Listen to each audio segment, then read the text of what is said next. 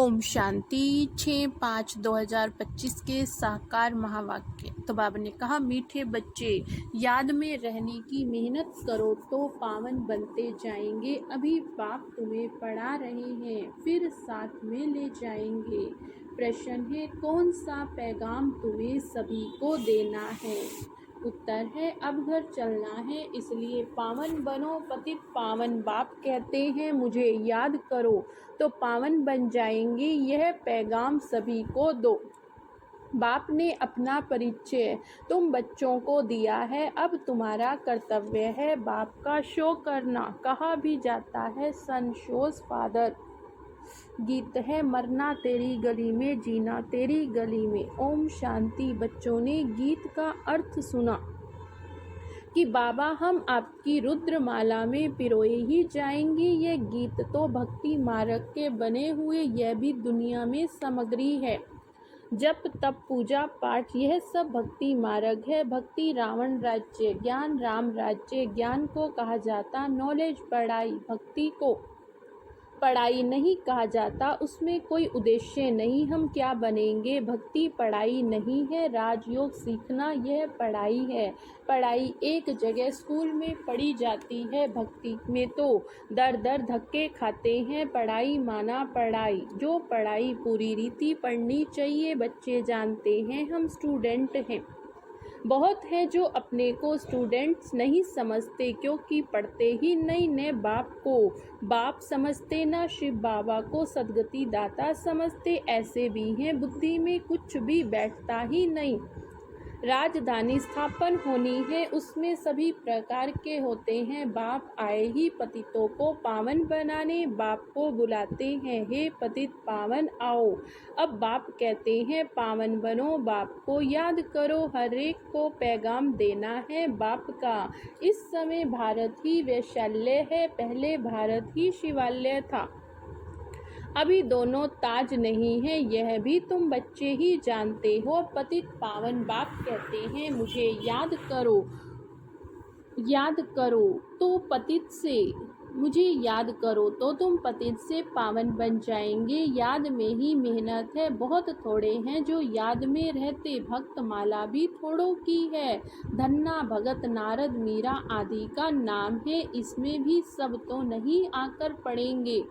कल्प पहले जिन्होंने पढ़ा है वही आते हैं, कहते भी हैं, बाबा हम आपसे कल पहले भी मिले थे, पढ़ने अथवा याद की यात्रा सिखलाने। अभी बाप आए हैं तुम बच्चों को ले जाने। समझाते हैं तुम्हारी आत्मा पतित है, इसलिए बुलाते हैं आकर पावन बनाओ। अब बाप कहते हैं, मुझे याद करो, पवित्र बनो। बाप पढ़ाते हैं, फिर साथ में ले जाएंगे। बच्चों को अंदर बहुत खुशी होनी चाहिए। बाप पढ़ा रहे हैं, कृष्ण को बाप नहीं कहेंगे, कृष्ण को पतित पावन नहीं कहेंगे, ये किसको भी पता नहीं। बाप किसको कहा जाता है, फिर यह ज्ञान कैसे देते, ये तुम ही जानते हो। बाप अपना परिचय बच्चों को ही देते, नए नए कोई से बाप नहीं मिल सकते। बाप कहेंगे, सन शोज फादर। बच्चे ही बाप का शो करेंगे। बाप को ही कोई से भी मिलने बात करने का नहीं। भल इतना समय बाबा नए नए से मिलते रहते। ड्रामा में था, ढेर आते हैं। मिलिट्री वालों के लिए भी बाबा ने समझाया, उनका उद्धार करना है, उनको भी धंधा तो करना है, नहीं तो दुश्मन वार कर लेंगे। सिर्फ बाप को याद करना है। गीता में जो युद्ध के मैदान में शरीर छोड़ेंगे वे स्वर्ग में जाएंगे, परंतु ऐसे तो जाने सके। स्वर्ग स्थापन करने वाला भी जब आए तब ही जाएंगे। स्वर्ग क्या चीज है यह भी कोई नहीं जानते। अभी तुम बच्चे 5 विकार रूपी रावण से युद्ध करते हो। बाप कहते हैं, ऐ शरीरी भव, अपने को आत्मा निश्चय कर मुझे याद करो। और कोई ऐसे कह ना सके, सर्वशक्तिमान एक बाप के सिवाय कोई को कह नहीं सकते। ब्रह्मा विष्णु शंकर को श्री नहीं कह सकते। ऑलमाइटी एक ही बाप है, वर्ल्ड ऑलमाइटी अथॉरिटी, ज्ञान का सागर। एक बाप को ही कहा जाता, जो साधु संत आदि यह शास्त्रों की अथॉरिटी है, भक्ति की भी अथॉरिटी नहीं कहेंगे। शास्त्रों की अथॉरिटी उन्हों का सारा मदार शास्त्रों पर है। समझते हैं भक्ति का फल भगवान को देना है। भक्ति कब शुरू हुई कब पूरी होनी ये पता नहीं।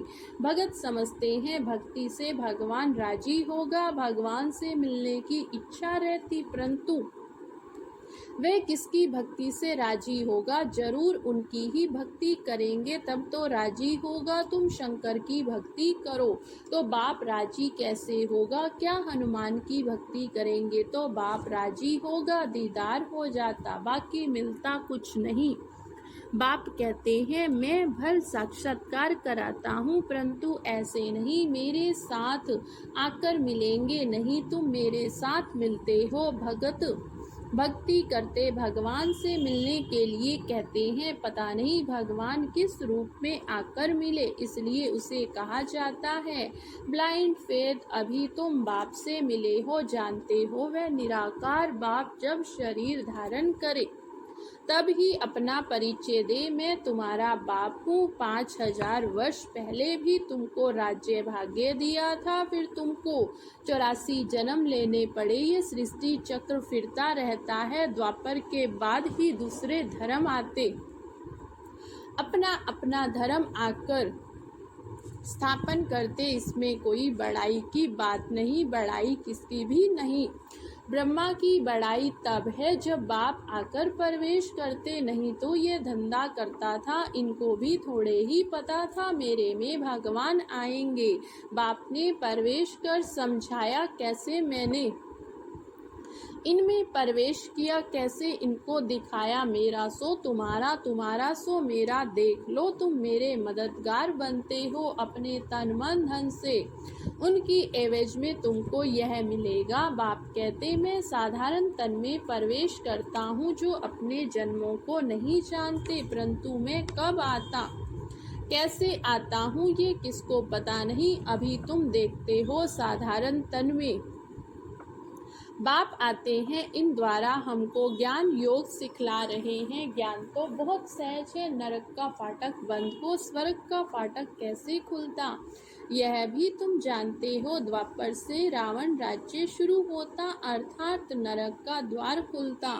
नई और पुरानी दुनिया को आधा आधा में रखा जाता। अब बाप कहते मैं तुम बच्चों को पतित से पावन होने की युक्ति बताता हूँ। बाप को याद करो, जन्म जन्मांतर के पाप नाश हो जाएंगे। इस जन्म के पाप भी बताने हैं, याद तो रहते हैं क्या पाप किए, क्या क्या दान पुण्य किए, इसको अपने छोटेपन का पता है। श्री कृष्ण का तो नाम है सावरा और गोरा श्याम सुंदर, उनका अर्थ कभी कोई की बुद्धि में नहीं आएगा। नाम श्याम सुंदर तो चित्र में काला बना दिया। रघुनाथ के मंदिर में देखेंगे वह भी काला, हनुमान का मंदिर देखो सबको काला बना दिया। यह पतित दुनिया है। अभी तुम बच्चों को फिक्र है हम सांवरे से सुंदर बने, उसके लिए तुम बाप की याद में रहते हो। बाप कहते ये अंतिम जन्म है, मुझे याद करो तो पाप भस्म होंगे। जानते हैं बाप आए हैं ले जाने, तो जरूर शरीर यहाँ छोड़ेंगे, शरीर सहित थोड़े ही ले जाएंगे। पतित आत्माएं तो जाने सके जरूर बाप पावन बनने की युक्ति बताएंगे। तो कहते हैं मुझे याद करो तो विक्रम विनाश हो। भक्ति मार्ग में है अंधश्रद्धा। शिव काशी कहते, फिर कहते शिव ने गंगा लाई, भगीरथ से गंगा निकली, अब पानी माथे से कैसे निकलेगा। भगीरथ कोई ऊपर पहाड़ पर बैठा है क्या, जिसकी जटाओं में गंगा आएगी। पानी जो बरसता है सागर से खींचते हैं, जो सारी दुनिया में पानी जाता है। नदियां तो सब तरफ पहाड़ों पर बर्फ जम जाती है, वह भी पानी आता रहता। पहाड़ों के अंदर गुफाओं में जो पानी रहता वह फिर कुओं में आता रहता, वह भी बरसात के आधार पर है। बरसात ना पड़े तो कुएं भी सूख जाते। कहते हैं बाबा हमको पावन बनाकर स्वर्ग में ले जाओ। आज ही स्वर्ग कृष्णपुरी की है, कृष्णपुरी विष्णुपुरी का किसको पता नहीं। श्री कृष्ण के मुरीद कहेंगे जहाँ देखो कृष्ण ही कृष्ण, जबकि परमात्मा सर्वव्यापी। तो क्या क्यों नहीं कहते जिधर देखो परमात्मा ही परमात्मा के मुरीद, फिर ऐसे कहते यह सब उनके ही रूप है, वही यह सारी लीला कर रहे। भगवान ने रूप धरे हैं लीला करने के लिए, जरूर अभी लीला करेंगे। परमात्मा की दुनिया में देखो, वहाँ गंध की कोई बात नहीं होती, यहाँ तो गंध ही गंध है। फिर यहाँ कह देते परमात्मा सर्वव्यापी, परमात्मा ही सुख देते हैं। बच्चा आया सुख हुआ, मरा तो दुख होगा। अरे भगवान ने तुमको चीज दी, फिर ली, इसमें तुमको रोने की क्या दरकार है। सत्युग में रोने आदि दुख होता नहीं। मोहजीत राजा का दृष्टांत दिखाया, यह सब झूठे दृष्टांत हैं, उनमें कोई सार नहीं। सत्युग में ऋषि मुनि होते नहीं, और यहाँ भी ऐसे बात हो नहीं सकती, ऐसा कोई मोहजीत राजा हो नहीं सकता। भगवानु वाच यादव कौरव पांडव, क्या करत भय तुम्हारा बाप से योग है। बाप कहते मैं तुम बच्चों द्वारा भारत को स्वर्ग बनाता हूँ। अब जो पवित्र बनते वह पवित्र दुनिया के मालिक बनेंगे। कोई भी मिले उनको ये बोलो, भगवान कहते हैं मामेकम याद करो, मेरे से प्रीत लगाओ, कोई को याद ना करो। ये अव्यभिचारी याद है, यहाँ कोई जल आदि नहीं चढ़ाना। भक्ति मार्ग में ये धंधा आदि करते, याद करते थे गुरु लोग भी कहते मुझे याद करो, अपने पति को याद नहीं करो। तुम बच्चों क्यों कितनी बातें समझाते हैं, मूल बात है सभी को पैगाम दो। बाबा कहते हैं मामेकम याद करो, बाबा माना ही भगवान, भगवान तो निराकार है। श्री कृष्ण सब भगवान नहीं कहेंगे, कृष्ण तो बच्चा है। शिव बाबा इसमें ना होता तुम होते क्या। शिव बाबा ने तो इन द्वारा तुमको एडॉप्ट किया है, अपना बनाया। ये माता भी है पिता भी है, माता तो साकार में चाहिए, वह तो है ही पिता। ऐसी ऐसी बातें अच्छी रीति धारण कर तुम बच्चों को कभी भी किसी बात में मूंझना नहीं है, पढ़ाई को कभी नहीं छोड़ना। कई बच्चे संग दोष में आकर रूठकर अपनी पाठशाला खोल देते हैं, आपस में लड़ झगड़ जाएं। अपनी पाठशाला खोली तो मूर्खपना है, रूठते हैं पाठशाला खोलने के लायक नहीं। वह देह अभिमान तुम्हारा चलेगा ही नहीं, क्योंकि बुद्धि में तो दुश्मनी वे याद आएगी, कुछ भी किसको समझा नहीं सकेंगे। ऐसा भी होता जिसको ज्ञान देते वे तीखे चले जाते और खुद गिर पड़ते हैं, खुद भी समझते हैं मेरे में उसकी अवस्था अच्छी है। पढ़ने वाले राजा बन गए और पढ़ाने वाला दास दासी बन जाए, ऐसे ऐसे भी बहुत हैं।